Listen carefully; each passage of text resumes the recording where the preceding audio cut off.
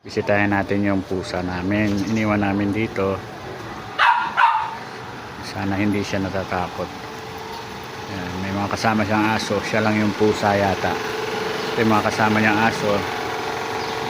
Pusa namin na yun, oh. Sadie! Sadie! Kilala niya ako. Sadie! Kain ka na. Kain ka na. Yung ka lang, ha. Kain ka lang dyan. Doon lang kami sa room. Bait ka dyan. Ha? Ha?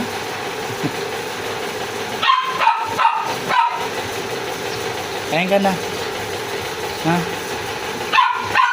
Diyan ka lang. Bait ka dyan.